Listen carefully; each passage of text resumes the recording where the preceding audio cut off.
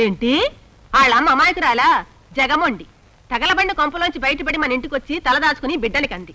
ఆశ్రయం ఇచ్చి దాన్ని పోయే వరకు కళ్ళల్లో పెట్టు చూసుకున్నాం కదా, మనకన్నా చెప్పిందా ఆడు తండ్రి ఎవరా? ఎన్నిసార్లు అడిగినా మాట్లాడేది కాదు.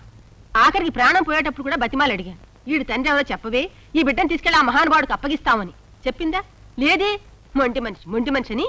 చాలేవే, ఎప్పుడో పోయిందని ఇప్పుడు తిడుతూ కూర్చుంటావు. సర్లే, నాకు టైం మీద వెళ్ళొస్తా.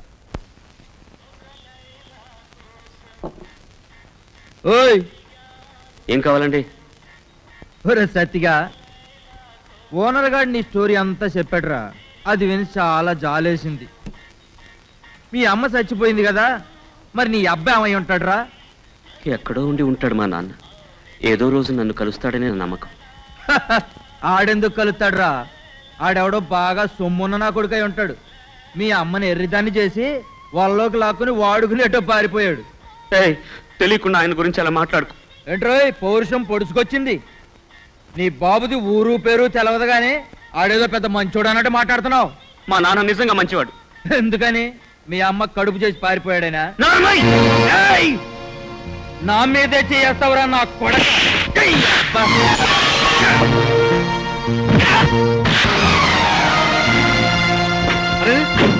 ఏమిటి బాబు గొడవ?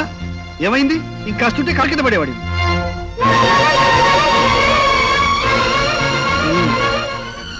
చూస్తుంటే బుద్ధిమంతుడిలా కనిపిస్తున్నా. ఆ రౌడీలతో గొడవ ఎందుకు పెట్టుకున్నావు బాబు? అది కాదు సార్, మా నాన్న మోసగాడండి. మా అమ్మని మోసం చేసి పారిపోయాడని వాళ్ళు నోటికొచ్చినట్టు కూస్తుంటే ఊరుకోలేక నోరు మోయండి అన్నాను సార్. దాంతో వాళ్ళు నా మీద పడి కొట్టారు. ఇంతకీ మీ నాన్నగారు ఎవరు? నాకు తెలియదు సార్. మీ అమ్మ చెప్పలేదా? లేదు సార్, చెప్పకుండానే కళ్ళు మూసింది. కాకపోతే ఆయన దగ్గరికి నేను తప్పకుండా చేరతానని చెప్పేది. అదే నా ఆశ సార్. గుడ్. విడదీసిన ఆ దేవుడే నిన్ను మీ నాన్నను తప్పకుండా కలుపుతాడు. అరే, రక్తం వస్తుంది. పర్వాలేదులే, చిన్న దెబ్బే. నీ పేరేమిటి? సత్యమూర్తి అండి.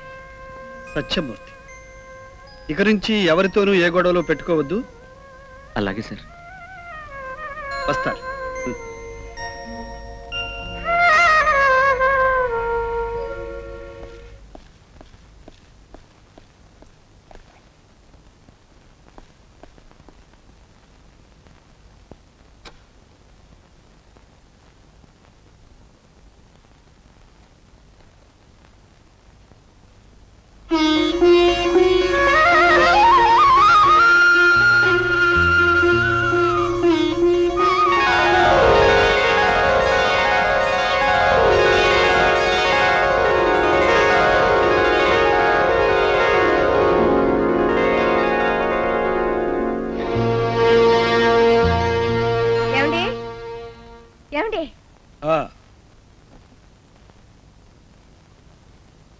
ఏమిటివి? నా మతిమరుపు మండ. మీకు ఇష్టమని తాతారావుతో చెప్పి గార్లు చేయించాను, తినండి. మీకు ఇష్టం అన్నారుగా, అందుకే స్వయంగా నా చేత్తో గార్లు చేశాను, తినండి. ఎలా ఉన్నాయి? ఏమిటండి పళ్ళెం వంక చూసి మీలో మీరే నవ్వుకుంటున్నారు? నేను నవ్వానా? అబ్బే, నాకేం తెలియదే. సరే, నువ్వు వెళ్ళి, నాకు కాస్త తలనొప్పిగా ఉంది. అయ్యో రామా, తలనొప్పి అంటే చెప్పరే ఉంటండి. ఉండండి, అమృతాంజనం తెచ్చి రాస్తాను. ఇదిగో, నాకు అమృతాంజనం అక్కర్లేదు. తలనొప్పి ఎక్కువగా లేదు, ఏదో ఒంట్లో నీరసంగా ఉంది అంతే. ఏమిటండి మీరు?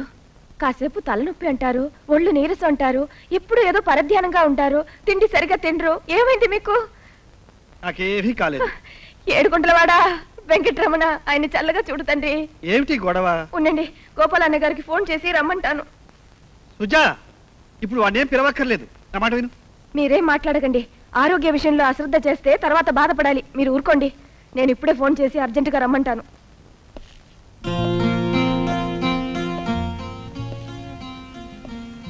పిచ్చి సుజా, మనిషికి అయితే డాక్టర్లు వైద్యం చేయగలరు, మనసుకేం చేస్తారు? రండి అన్నయ్య గారు. అసలు కంప్లైంట్ ఏంటమ్మా? ఏమిట్రా రాజేష్? ఏం లేదురా, నేనేదో ఆలోచనలో ఉంటే సుజాత అనవసరంగా ఏదో. మీరు ఉండండి అన్నయ్య గారు. ఈ మధ్య ఈయన ఎప్పుడు ఏదో ఆలోచనలో ఉంటూ తనలో తను నవ్వుకుంటూ అదో రకంగా ఉంటున్నారు. పైగా ఇదివరకటి హుషారు కాస్త పోయి ఎప్పుడు నీరసం నొప్పను అనటం, తిండి సరిగా తినకపోవడం ఒకటి కాదనుకోండి. ఇదంతా చూస్తుంటే ఒక విచిత్రమైన వ్యాధి అనిపిస్తోంది. గతంలో చేసిన కొన్ని పనులకు ఫలితంగా ఇలాంటి వ్యాధి వస్తుంది. దీనివల్ల గుండెకి ఎవరో నొప్పి పెట్టినట్టు, అది కాలి మండిపోతున్నట్టు ఉంటుంది. ఏమంటారా రాజేష్? నిన్ను నోరు మొయ్యమంట. అదేమిటండి ఆయన అంత అభిమానంగా వచ్చి ఆ విచిత్రమైన రోగం గురించి వివరంగా చెప్తూ ఉంటే నూరు మొయ్యమంటారేమిటి? ఇలా అనటం కూడా రోగ లక్షణమేమో కదా అన్నయ్య గారు. కరెక్ట్ అమ్మా, కరెక్ట్. చూడు, ఈ రోగానికి ఈ టాబ్లెట్లు వేసుకుంటే సరిపోతుంది. ఉండండి, మంచినీళ్ళు తీసుకొస్తాను. అర్థం లేని వాగుడు వాగి ఏవో పిచ్చి పిచ్చి మాత్రం నాతో మింగించాలని చూస్తున్నావా? నిజానికి నీ రోగానికి మందు లేదురా. ఈ మాత్రం నీ ఆరోగ్యం కోసం కాదు, అమ్మాయి తృప్తి కోసం. అవునరా, నాకు తెలియగలుగుతాను. ఇన్నాళ్ళు పోయిన తర్వాత కూడా ఇంకా అమ్మాయిని గురించి ఆలోచన ఏమిట్రా? అంతకంటే అందమైన ఇల్లాలతో హాయిగా కాపురం చేసుకోక. నేను మర్చిపోలేకపోతున్నది ఆ అమ్మాయి అందాన్ని గురించి కాదు, ఆ తొలి ప్రేమను, అందులోని అమాయకత్వం. డాక్టర్ గారు, ఈ ఇంజెక్షన్తో మా మావయ్యకి నయమైపోతుందా? నయం కావాలనే కదటో ఇంజెక్షన్ ఇచ్చేది. ఏ రమణయ్య, నిన్ను గురించి మీ మేనలుడు మహా బాధపడిపోతున్నాడు. తనకి ఇష్టమైన వాళ్ళకి ఏ కష్టం వచ్చినా ముందు వీడు బాధపడిపోతాడండి. ఉత్త వెర్రి బాబులోడు.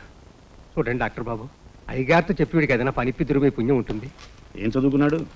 స్తోమత లేక నేనేం చదివించలేదు. కాకపోతే ఒళ్ళొంచి కష్టపడతాడు, నమ్మకంగా విశ్వాసంగా పనిచేస్తాడు. సరే, అలాగే చూద్దాం. రేపు ఒకసారి ఫ్యాక్టరీకి వచ్చి కనపడవా? అలాగే సార్. వస్తారన్నయ్య? ఆ డాక్టర్ బాబు పనిపించి మాత్రం ప్రయోజనం ఏముందండి? 4 రోజులు తిరగకుండానే వాళ్ళ అమ్మని మాట అన్నారనో వాళ్ళ నాన్నని తిట్టారనో చెప్పి పని మానేసి వస్తాడు. అయినా తేరగా మన నెత్తిని కూర్చొని తింటాం అలవాటు పడ్డాక వాడెందుకు పని చేస్తాడు? ఏటే నీ నస?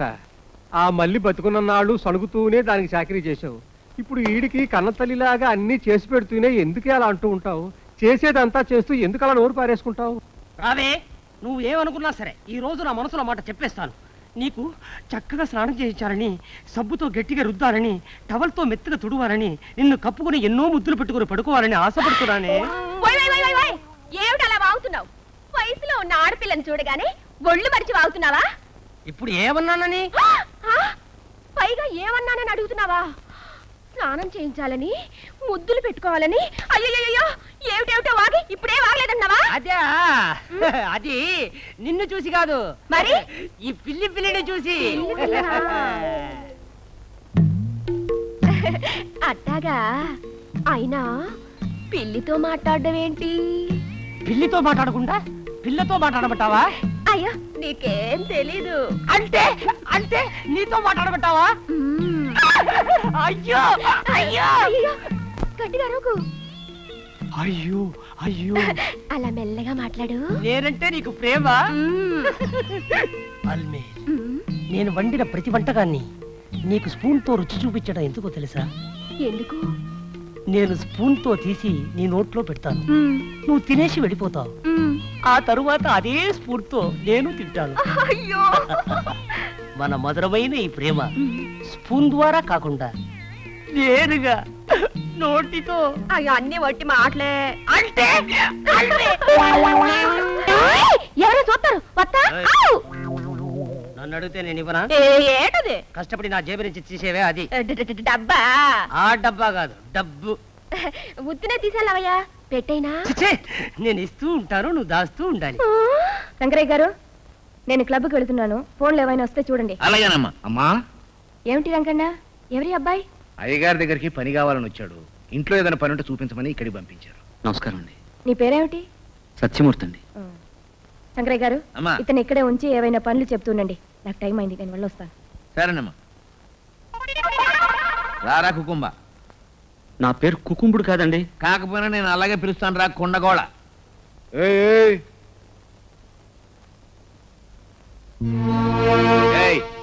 ఏంటా ఇలా చూసి అలా అంటున్నావు? ఎవరనుకుంటున్నావు? అయ్యగారికి నాన్నగారు. అదేమిటి నాకేసి కోపంగా చూస్తున్నట్టున్నారు? ఆయన సచ్చేదాకా పని వాళ్ళని అలా కోపంగానే చూస్తూ ఉండేవారు.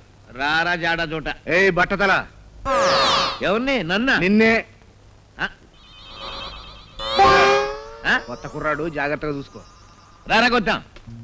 ఇదిగో, ఏ పనైనా శ్రద్ధగా బుద్ధిగా నేర్చుకుంటే నా అంతటి వాడు అవుతావు. Correct sir. వయసు వస్తే ఎలాగైనా మీ అంత ముసలాడవటం తప్పదు సార్. సర్లేవా, నువ్వు పెద్ద పడుచోడమైనట్టు నువ్వు జ్ఞాపకం చేస్తే తప్ప మా ముసలిదాన్ని జ్ఞాపకం రాదా? రే జడ చోట, వీడు బట్ల తాతారావు. వీడి దగ్గర వంట పని నేర్చుకుంటే తప్పులేదు, కానీ వీడి గుణాలు మాత్రం గుమాస్తా బాబు